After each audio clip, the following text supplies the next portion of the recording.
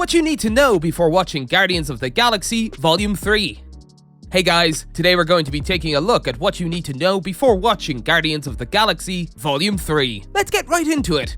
If you're planning on watching Guardians of the Galaxy Volume 3, there are a few things you should know. The Marvel Cinematic Universe, MCU, has undergone a lot of changes since the release of Guardians of the Galaxy Volume 2. And there have been significant developments behind the scenes at Marvel as well. When Marvel Studios was preparing to release Guardians of the Galaxy in 2014, the MCU was still in its early stages. Every film in the MCU, except for the 2012 crossover blockbuster The Avengers, had focused on more established heroes such as Captain America, Thor, Iron Man, and Hulk. The Guardians of the Galaxy, on the other hand, were a relatively unknown group of characters in Marvel's vast collection. The cosmic superhero team featured in the film had only existed in the comics for less than a decade. Many critics believe that the film would be Marvel's first failure, as franchise star Chris Pratt recently reminded everyone. Despite the initial skepticism, Guardians of the Galaxy proved to be a tremendous success for Marvel, grossing $773 million worldwide, and transforming the relatively unknown characters into icons of one of the studio's most beloved franchises. The film also propelled the careers of director James Gunn and Chris Pratt to new heights. After almost 10 years, Gunn's Guardians story is coming to a close with the release of Guardians of the Galaxy Volume 3. If you haven't watched the crossover films Infinity War and Endgame since Guardians of the Galaxy Volume 2 was released in 2017, you'll have missed a lot before seeing Guardians of the Galaxy Volume 3. The Marvel Cinematic Universe, MCU, prioritizes the interconnectivity of its cinematic universe. So if you've seen the first two Guardians of the Galaxy movies, you'll know that the first film played a significant role in introducing Thanos and his pursuit of the Infinity Stones. This work proved crucial in Infinity War, especially in the relationship between Thanos and his adopted daughter, Gamora. The importance of this relationship is seen in Thanos' ability to obtain one of the final Infinity Stones, the Soul Stone, by sacrificing the one he loved most, his favorite daughter, Gamora. Although Gamora's death is a significant moment in MCU history, her demise was only temporary, unlike Natasha Romanoff's death in Endgame. In Endgame, we're introduced to a variant of Gamora from an alternate timeline who had not met the original Guardians members. By the end of the film, she had no interest in spending more time with them and left them behind after Thanos and his army were defeated. This version of Gamora lives on in the present timeline, having experienced several years of a new life in a different universe than the one she knew.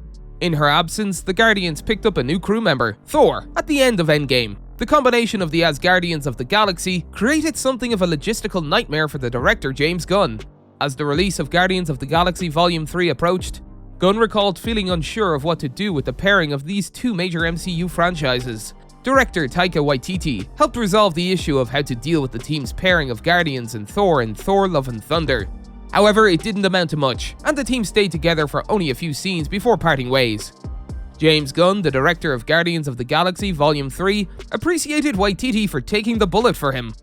Recently, the Guardians of the Galaxy Holiday Special brought the gang back together for a self-contained side quest that indulged in the absurdity that the Guardians franchise thrives on. Still, it also provided opportunities for character and narrative development for Volume 3. For instance, it revealed that Peter and Mantis are half-siblings by way of their shared father, Ego. The special also introduced various elements that will be taken for granted by the time the audience gets to see Volume 3. Such as the fact that Nowhere, the place they live, is their headquarters. They have a telekinetic dog, and Nebula has taken on a more significant leadership role in the group.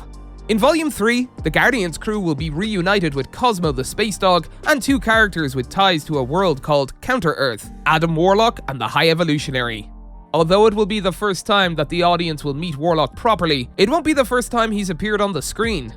In Guardians of the Galaxy Volume 2, the High Priestess of the Sovereign, Aisha, plans to destroy Quill's team after being defeated by them.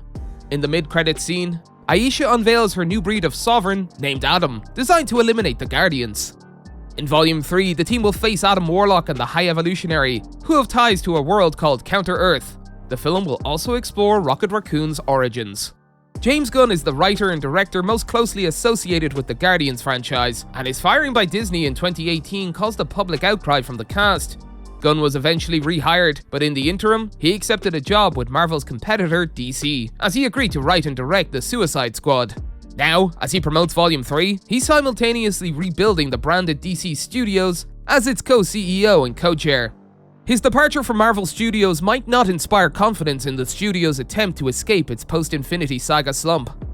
Volume 3 will serve as a conclusion to what has been a mostly self-contained trilogy, exploring plotlines hinted at from the very beginning, including Rocket's origin story. It will likely be the last time we see Gunn and some of the stars in the Guardian series.